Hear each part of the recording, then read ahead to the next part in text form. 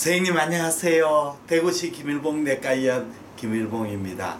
오늘은 2018년 8월 17일 금요일이 됩니다. 대구지방 오늘은 조금 어제 저녁에 비가 내려서 조금 시원합니다.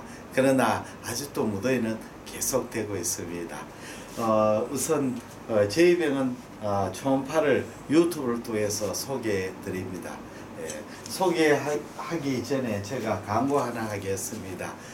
제가 이제 8월 28일부터 9월 13일까지 용초사 제26기가 이제 진행됩니다. 서울역 디오빌 오피스텔에서 2주간 8차례 초음파 교육이 시작됩니다. 제26기는 지금 8명 정원에 모두 마감이 됐습니다. 그래서 지금 이제 용초사 제27기 회원을 모집합니다. 27기는 2018년 9월 15일부터 10월 3일까지 2주간 8차례 서울역 디오벨 오피스텔에서 진행합니다. 지금 8명 중에 2분이 등록하셨기 때문에 6분의 자리가 있습니다. 지금 등록하시면 참여하실 수가 있습니다. 용초사는 2016년 1월부터 시작돼서 지금 25기까지 했습니다.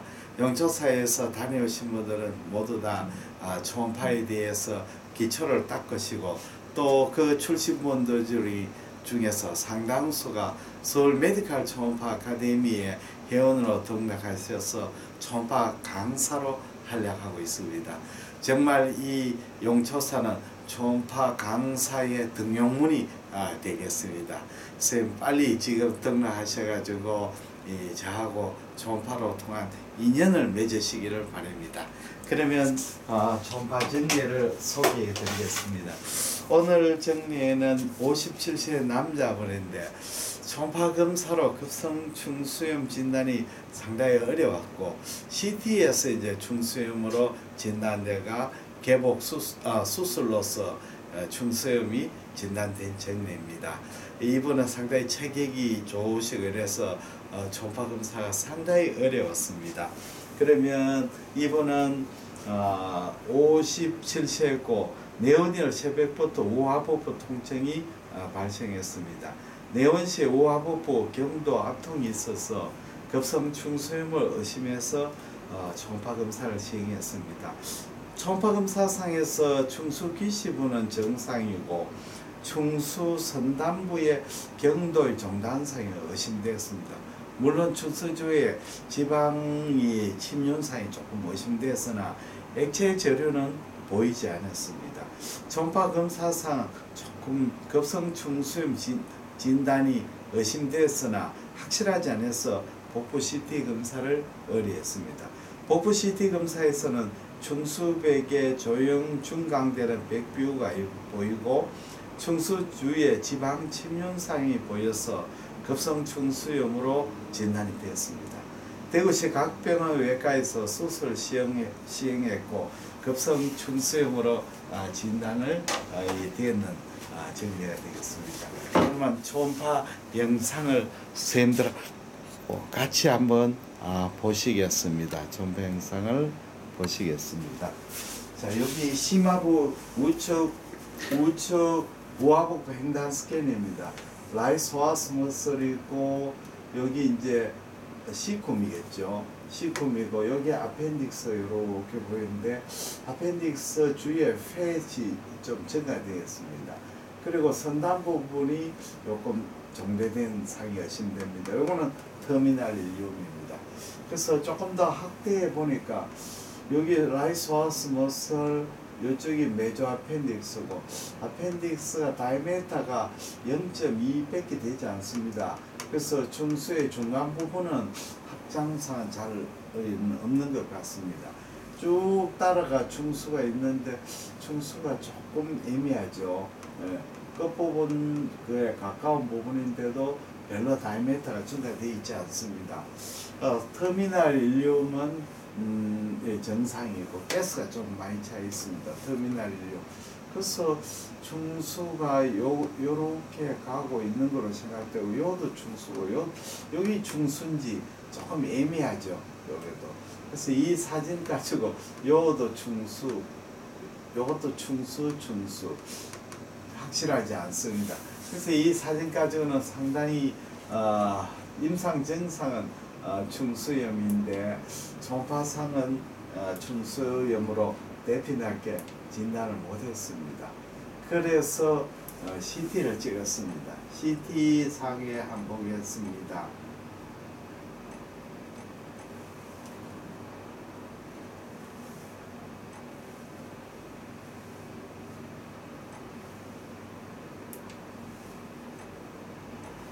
예, CT 상을 한번 CT를 찍었습니다. CT에서 급성 충수염 여심단이라는 진단을 받고 다시 초음파 검사를 다시 했습니다. 자, 초음파 영상. 요 사진은 CT를 보고 난 뒤 찍은 사진. 라이소아스머스 요 아펜딕스죠. 단축상 같습니다. 여기에 보니까 아펜딕스 좀 더 종대상을 보이죠. 여기 아펜딕스. 그리고 앞에 끝부분에는 다이아미터가 0.6cm입니다. 정상의 어퍼 리미트에 약간 더 오버있는 정도죠. 칼라 도플러상에서 혈류는 증가되어 있지 않습니다. 상당히 어려웠습니다. CT 보고도 초음파에도 참 이 초음파 영상 가지고는 참 애매한 영상입니다. CT 영상을 한번 보시겠습니다. 초음파가 CT보다 좋은 점이 많은데 어떤 경우에는 이렇게 OBS 한 사람은 정말 초음파가 좀 어렵습니다. 잘 환자의 증상도 뚜렷하지 않고 참 어려운 경우가 있습니다. 본정례도 바로 그러한 정례로 생각이 됩니다. 그게 이제 아펜딕스를 관찰하는 초음파 영상이 되겠습니다. 여기 이제 여기 C쿰이죠. C쿰이 보이고 이렇게 아펜딕스가 이렇게 기시하고 있습니다. 여기에 이제 아펜딕스가 스웰링이 되어 있죠. 그러고 예, 조형 중간상이 보이죠. 여기 아펜딕스, 여기 아펜딕스, 여기 아펜딕스입니다. 주위에 팻이 증가가 되어 있습니다. 팻 증가. 그래서 요거는 아펜디사이티스로 진단이 되었습니다. 그래서 이 환자는 아펜디사이티스로 의심하고 아펜디사이티스로 대구시 각병원에 의뢰를 했습니다. 각병원에서 아펜디사이티스로 진단이 되었습니다. 그리고 또 여기에 사진에서는 이 환자는 이제 OBS 해가지고 스택트 인필트레이션이 있고 좀 CT 상에서 그 소견은 복부 CT 소견에는 충수의 조형 중간되는 백비와 충수지와의 지방 침륜사에 보이고 간 실질은 지방 침륜에서 실질 밀도가 덴시티가 저하되고 간장의 S4, S6의 헤파틱 시스트가 보이고 그 다음에 비장 종대가 보이고 양측 신장에 낭종이 보인다. 그리고 전립선 비대가 보인다는 이런 소견이 관찰이 되었습니다. 보시면 약간 비장이 종대상을 보이죠. 비장의 종대상이 보이고 요거는 헤파틱 시스터가 생겼다. S6번의 헤파틱 시스터, 비장 종대, 그 다음에 전립선이 남자니까 전립선 비대상이 보이는 그런 초음파의 현상이 되겠습니다. 참 이 정례는 정말 어려운 정례라고 생각이 됩니다. 그러면 제가 만든 초음파 스캔법 DVD를 또 한번 소개해 드리겠습니다. 초음파를 배우시는 의사 선생님들을 위한 초음파 스캔법 DVD입니다. 지금 현재 많은 병원에서 구입해서 공부하고 계십니다. 스캔법 DVD. 예.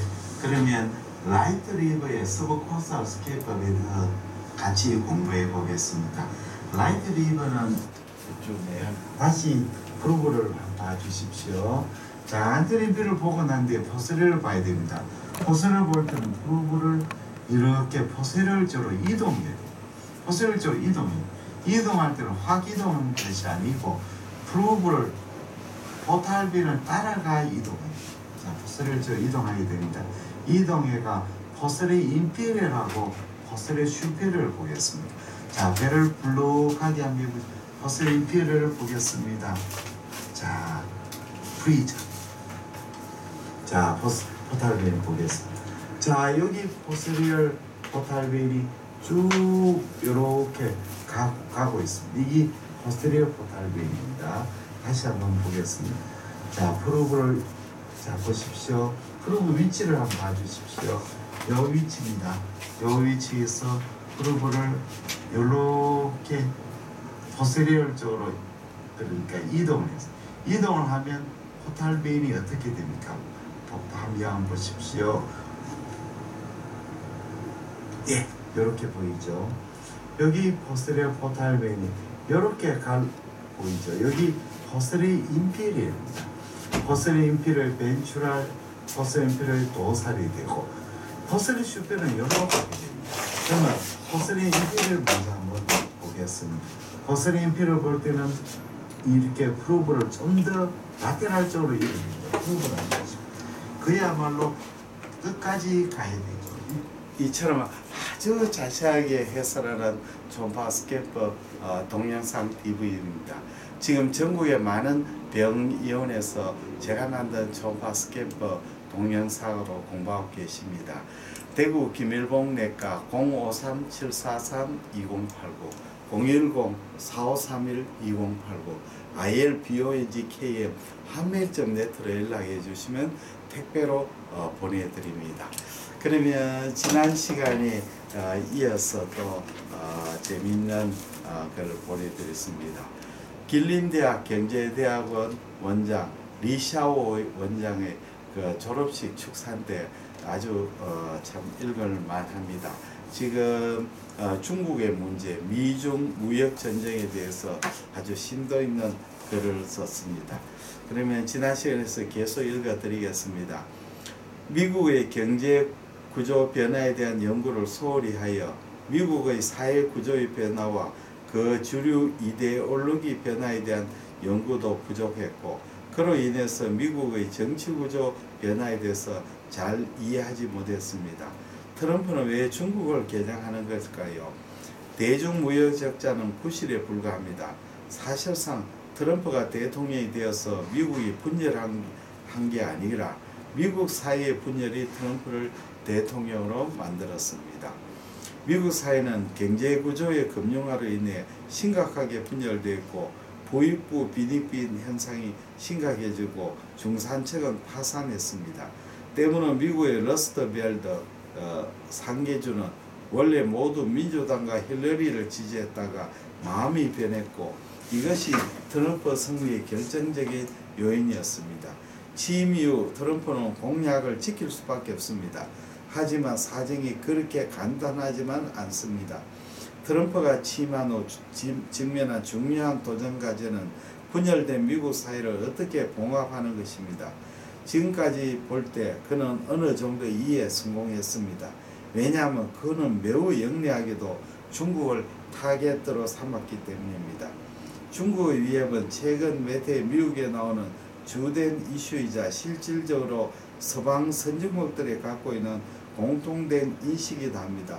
트럼프는 교묘하게 이를 이용해 중국 문제 혹은 중국의 위협이란 카드를 손에 쥐었습니다. 그러므로 미국의 경제구조, 사회구조, 정치구조의 변화까지 깊이 연구해야 오판을 줄일 수 있습니다. 100년 전 자본주의 발전에 관련해 내린 마르크스 결론은 시공간적 제한을 갖고 있기는 하지만 마르크스주의의 기본 원리는 정확합니다. 바로 생산력이 생산관계를 결정하고 경제적 토대가 상부교제를 결정한다는 겁니다. 미국의 경제구조 변화는 사회구조 변화를 결정하고 일정 정도 미국의 정치적 이익, 국가의 핵심 이익의 변화를 결정하는 것입니다. 이런 의미에서 트럼프가 2년 후 혹은 6년 후에 자리에 내려오더라도 미국은 대통령 교체로 인해 전략적으로 중국에 대한 기본적인 입장을 바꾸지는 않을 것입니다. 이게 제 기본적인 생각입니다. 세 번째, 미국이 세계를 통제하는 수단, 즉 패권 방식 시스템에 대한 연구가 부족합니다. 이로 인해 우리는 공업화 국가의 시각으로 포스트 공업화 국가 미국을 인식합니다. 무역국가 입장에서 금융국가 미국을 바라보는 겁니다. 이 과정에서 또 개발도상국이 제조업에서 이뤄낸 성취에 근거하여 스스로 국제지위를 매기는 일종의 환상도 갖게 되었습니다. 제가 오랜 기간 연구해서 내린 결론은 중국의 굴기는 달러 시스템 내의 지상세라는 겁니다. 그렇게 결국은 중국이 세계 최고가 될 수 없죠. 미국이 만든 달러 시스템에서 낮은 지에서 높은 지에 올랐는 것 뿐이죠. 이는 매우 냉정하고 이성적인 결론입니다. 위안화 국제의 목표는 달러를 대체하기 위함이라는 사람도 있지만 저는 이를 반대합니다. 제 연구의 결론은 위안화의 국제의 목표는 달러를 대체하기 위한 것이 아닙니다. 달러 시스템은 단기간에 대체될 수 없습니다. 위안화 국제의 목표는 달러 시스템 내에서 리스크와 비용을 줄이기 위함입니다. 여기서 반드시 지적해야 할 문제는 일부 매체들의 매우 무책임하고 전문가답지 못하게 편입한 민족적 전서로 국민을 선동하는 겁니다. 40년간 우리는 달러 시스템에 들어가 주된 수혜자가 되었고 자연스럽게 이 시스템을 지탱하는 국가가 되기도 했습니다. 미국 국채 대량 매수 등 또한 이 시스템 속에서 리스크와 비용을 주로 감당하는 나라가 되기도 했습니다. 이거는 정상적인 논리입니다. 보기에는 하가 숨어있다는 옛말처럼 앞으로 우리들의 문제가 바로 여기에 있을 수 있습니다. 즉 트럼프의 비장의 무게가 바로 여기 있습니다. 사실 그는 이빨을 드러냈습니다. 이란, 러시아에 대한 금융제재, 그리고 얼마 전 중국이 사들인 미국 국채를 동결해야 한다는 미국 의원까지. 비록 소문이긴 하지만 이러한 시그널들은 양국 분쟁가 심할 경우 실제로 이런 상황이 올 수도 있음을 의미합니다. 어쨌든 화폐 금융은 미국의 최후의 비장의 무기이자 승리 열쇠로 그들의 절대적 우위를 차지할 수 있는 이유가 바로 여기에 있습니다. 오늘 여기까지 읽어드리겠습니다. 대단히 감사합니다. 안녕히 계십시오. 오늘 2018년 8월 17일 금요일이었습니다.